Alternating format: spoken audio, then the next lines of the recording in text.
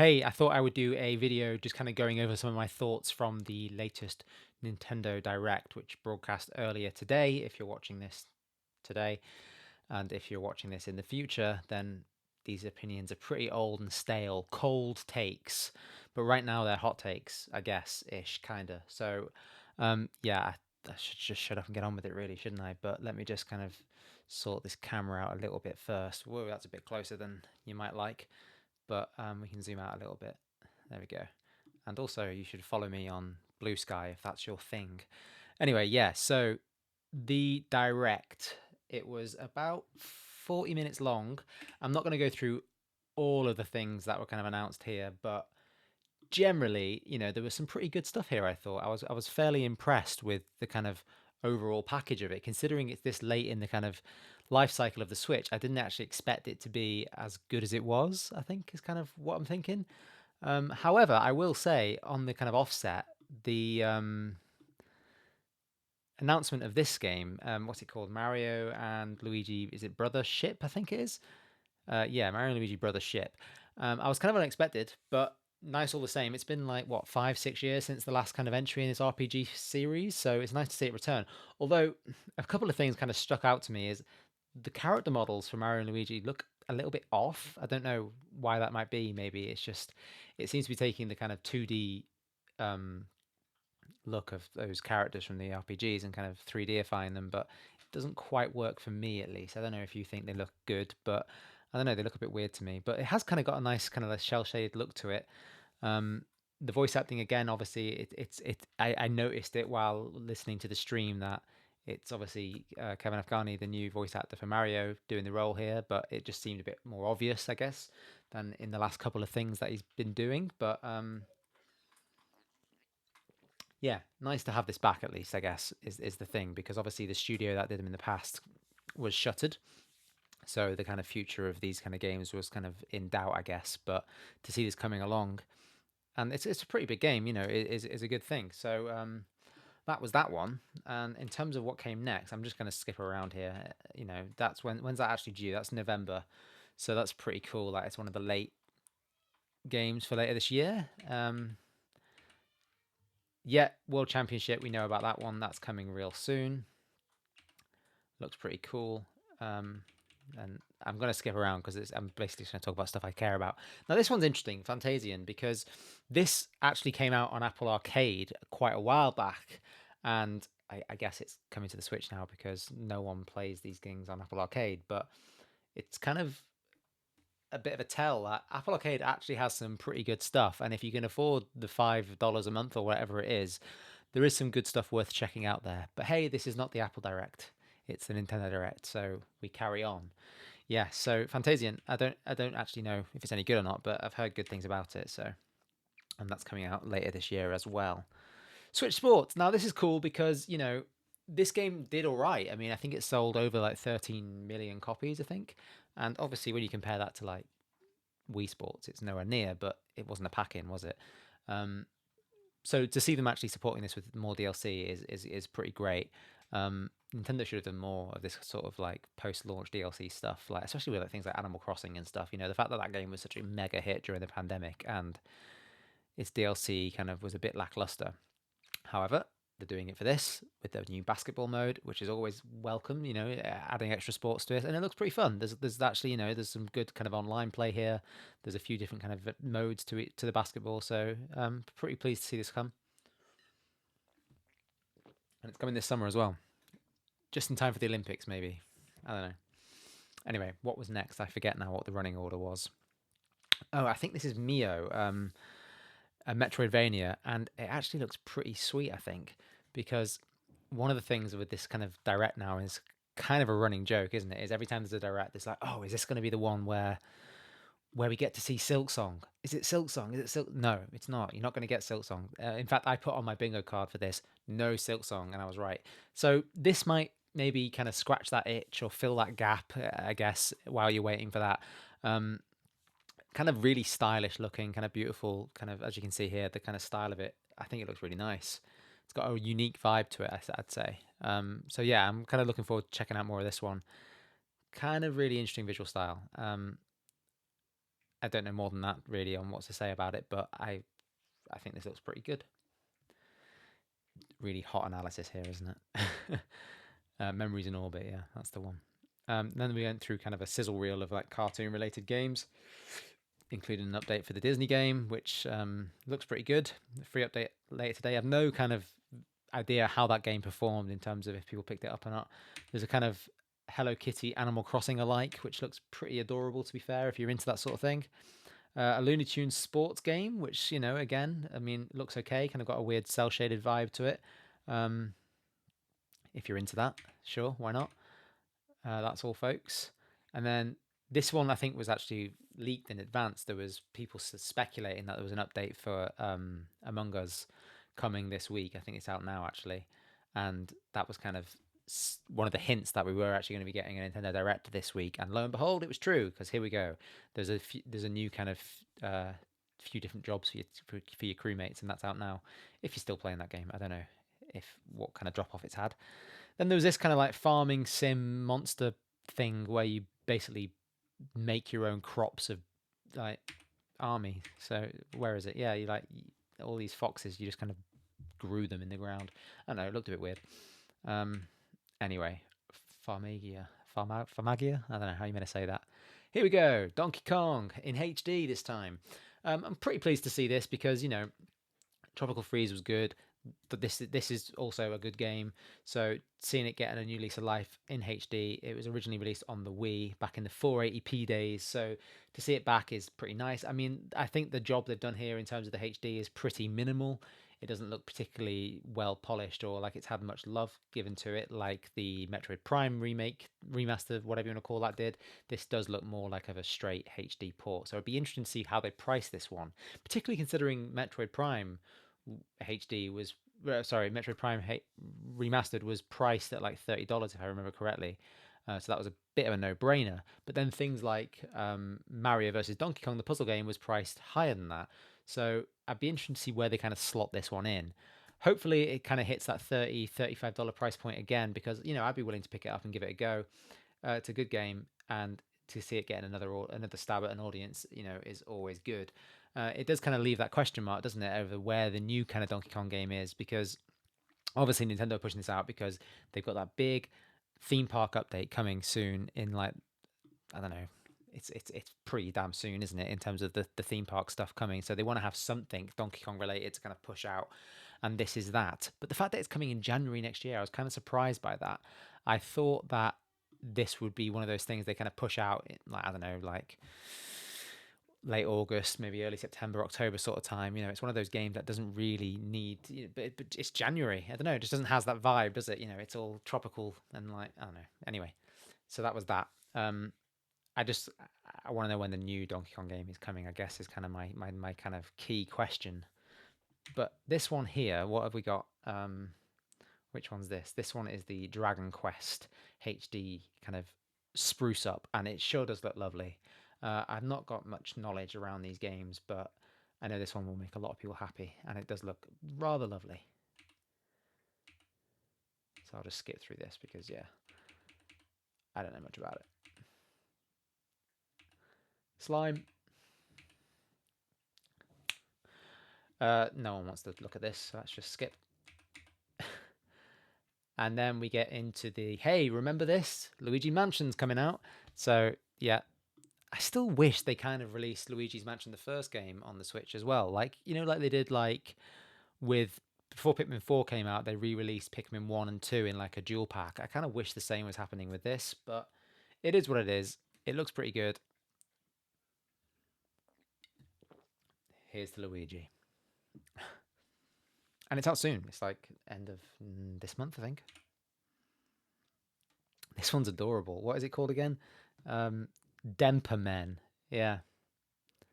I don't know. It kind of had like Tomodachi Life vibes initially, but I don't know. It's an interesting looking, weird kind of oddity. Also kind of reminded me of Nobby Nobby Boy a little bit. Animal Crossing vibes as well there at the end. Metal Slug game. What else have we got? Darkest Dungeon 2. Visually really cool, actually, this.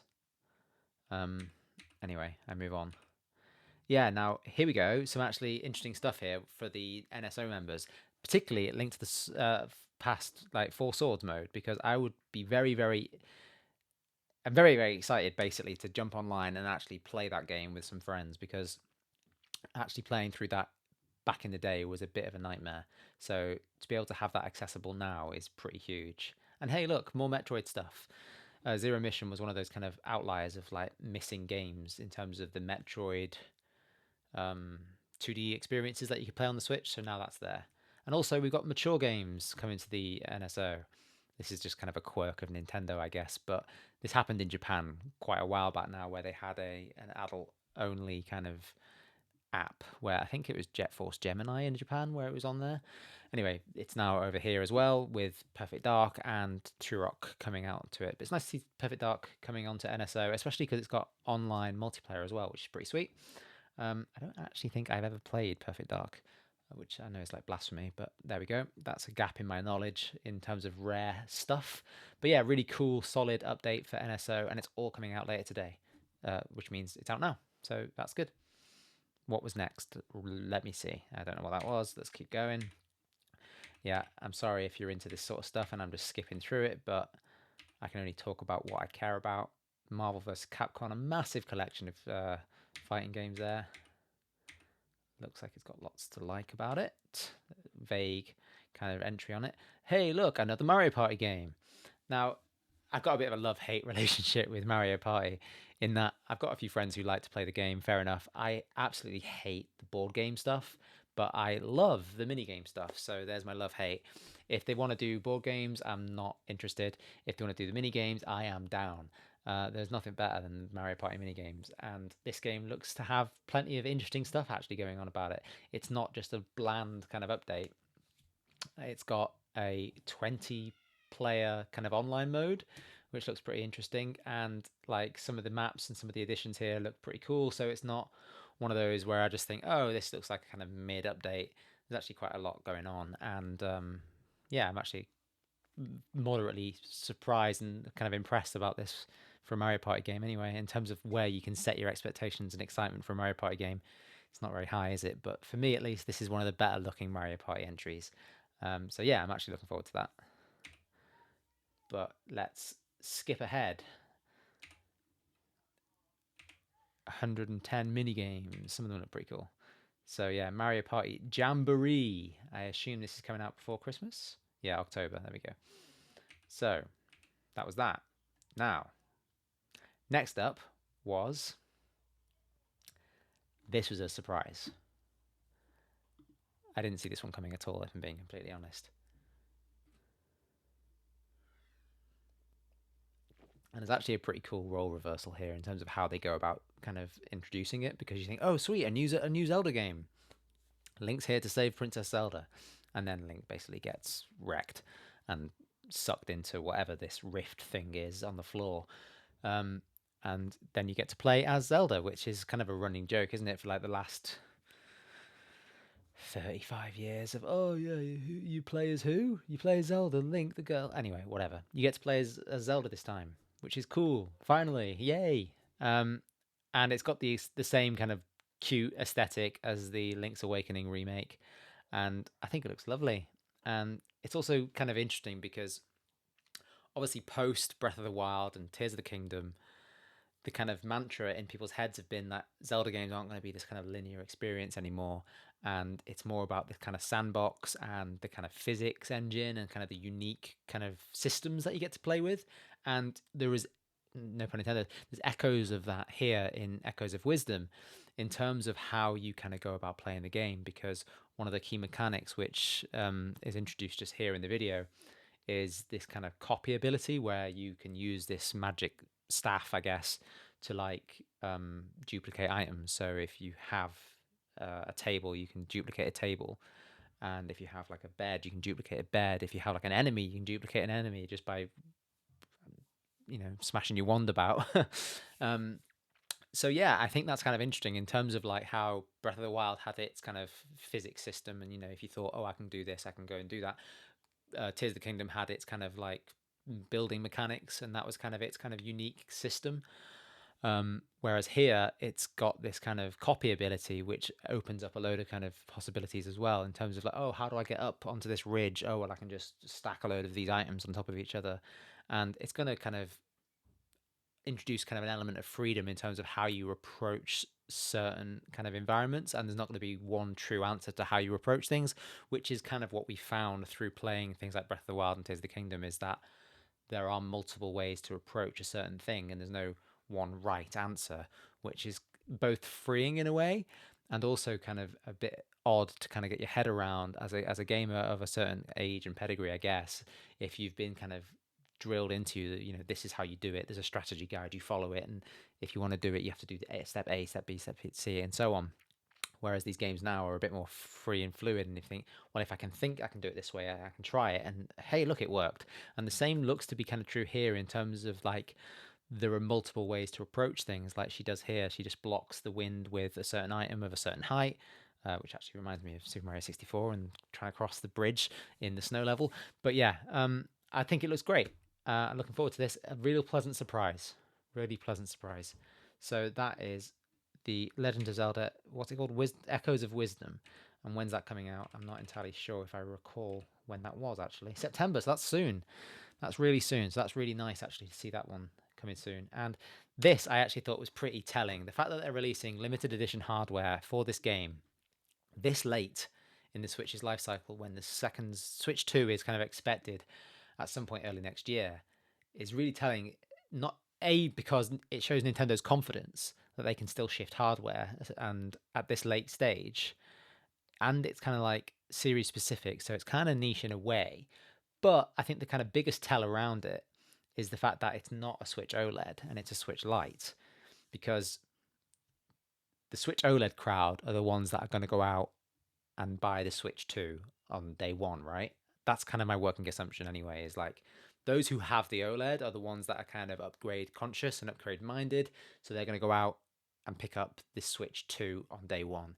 So getting them to buy, excuse me, getting them to buy a limited edition console this late in the original Switch's life cycle is probably a bit of a tough ask. So this limited edition Lite is probably pitched more at those who don't already have a Switch or are kind of thinking about it as kind of like a secondary device, or it's just an interesting play that this isn't a OLED and it's a Lite. I just think that kind of speaks to kind of Nintendo's positioning and where they are in terms of the life cycle and who this is really kind of pitched at. Interesting. I thought it was really interesting, and just interesting the fact that they're even considering offering hardware at this point for the original Switch is bold.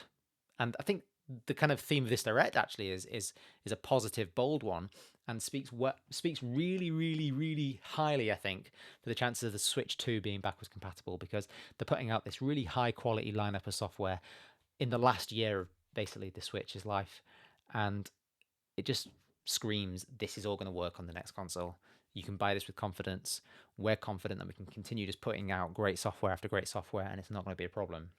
So that was my kind of main takeaway from this direct, because I really wasn't sure going into this direct what to expect from it, because it's one of those things where we didn't have any clue what was on the slate for the next kind of 6 months, I guess, 6 to 8 months. And now we kind of got a bit of a clearer picture. It's interesting, isn't it?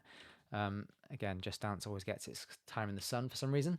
Lego Horizons, we knew this was coming, but yeah, here it is again. I think it's really interesting to see the word PlayStation Publishing LLC and a Nintendo Direct, but there we are. Why not, hey? I mean, this looks lovely, and it's a gateway drug, isn't it, to playing the full proper game on the PlayStation 5. But hey, that's how you get them in. If you want to build IP and build franchises, start them young with the Lego. So yeah, I think this looks fun. Looks pretty good. This was a surprise as well. I didn't actually expect this to come to the Switch. Obviously, it's had a bit of a visual downgrade coming from the PS5 where it was originally launched, but looks cute. One of those games that I think it's probably a little bit style over substance. I don't know. Maybe that's unfair. I haven't played it, but I think it looks adorable. Bye, cat. When's that coming out? I'm not entirely sure if I remember. We should find out fairly soon. Holiday, okay, so it's just kind of coming later, and always the case with Annapurna interactive games. They're always good. So this is a Hobbit kind of life farm sim thing. Looks kind of cute, but I don't know. if you're into the Lord of the Rings, then cool. Yay, more Ace Attorney stuff. Always welcome. No objections here to that coming back on the Switch. And I think one of these hasn't been released in the West before, so that's always cool. The 100-line Last Defense Academy. I don't know what this is. I'm just going to skip through this one because I don't really have much interest in it. Apologies if you do. Early 2025. Again, I'm surprised that there was a handful of games in this direct actually that were slated for 2025 and not 2024 releases. So, Romancing Saga 2. This one has plenty of fans, and I'm sure we'll do okay. And then I think that was it actually until we get to the big reveal at the end, which of course, as you probably already know, is Metroid Prime 4. After 7 years of waiting, we finally have a look at this game, and yeah, I think it looks pretty good. So I've muted the video throughout all the kind of time of me blabbing away, so let's just, I don't know if you can even hear what I'm doing in terms of the levels. But yeah, Samus looks great. Retro have been cooking for, what was it, 5 years since they started working on this after it got kind of shit canned at Bandai Namco. But I think it looks good. I mean, it's not presenting anything here, at least, that is outrageously kind of new or novel. It's fairly playing it safe. If you've played the likes of 1, 2, and 3, visually, I think it looks pretty darn good, and it screams to me of, hey, this is coming out on the Switch and the Switch 2. Are we looking at Switch 2 footage here? Who knows? But yeah, Metroid Prime 4 Beyond, is it Beyond? Is that right? Yes, is coming in 2025. Beyond that, we don't know when, but yeah, I think it looks nice. The question now, obviously, is what about Metroid Prime 2 and 3? Are they going to end up getting released on the Switch? If not, why not? Even if it was just eShop kind of releases, that would be nice to see, I think. But yeah, I think this looks pretty damn good. And again, like I said a few minutes ago, it just speaks to the confidence that Nintendo have in this platform as a whole. And it just tells you what you need to know in terms of, like, this being an evolution, not a revolution. The Switch 2 isn't going to be some bombastically different thing, I don't think. And this Direct is very telling as to what the direction Nintendo are going to go in. And I'm actually quite glad for it, because the Switch as a platform is really strong still, even after 7 years. So for a Direct this strong, this late in the console lifecycle, is just insane. I think Nintendo have done really, really well here today. And yeah, there's a lot to like, isn't there? So there we go. That is my kind of quick thoughts on this Nintendo Direct. I say quick, I don't know how long that actually was, but if you're still here, thank you. I think I've rambled on for probably about 20 minutes now, but yeah, those are my thoughts on the Nintendo Direct. I think it's a really strong showing at such a late stage in their console lifecycle, with plenty of surprises in there as well. Some safe bets, obviously, with the things like Luigi Mansion 2, which we knew were coming anyway, and they announced that really long ago. Donkey Kong in HD. I wish there was a new game, but there isn't. But it is what it is. Mario and Luigi is a nice surprise. The Zelda game is obviously the highlight, I think, for a lot of people, because yes, we knew Metroid Prime 4 was coming. It's nice to actually get a first look at it, but it's still so far away. So with a Zelda game where you actually get to play a Zelda coming out in just September, there's a lot to like about this Direct, and I think it's a real strong showing from Nintendo, and they've got a lot to. I think they surprised a lot of people, to be perfectly honest. So they surprised me. I thought this Direct was going to be a bit of a dud, if I'm being completely frank with you. I thought it was going to be a lot of safe stuff, a lot of ports, a lot of kind of spruced up remakes, those things. But it hasn't been.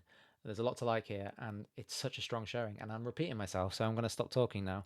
But I do appreciate you watching these videos. And if you aren't familiar with my work, I publish Switch Weekly, which goes out every Sunday and features the very best Nintendo reads that I found from across the web from the last week, along with a list of all upcoming games, even the bad ones. So that's over at switchweekly.com. There's a link in the description, all the usual stuff.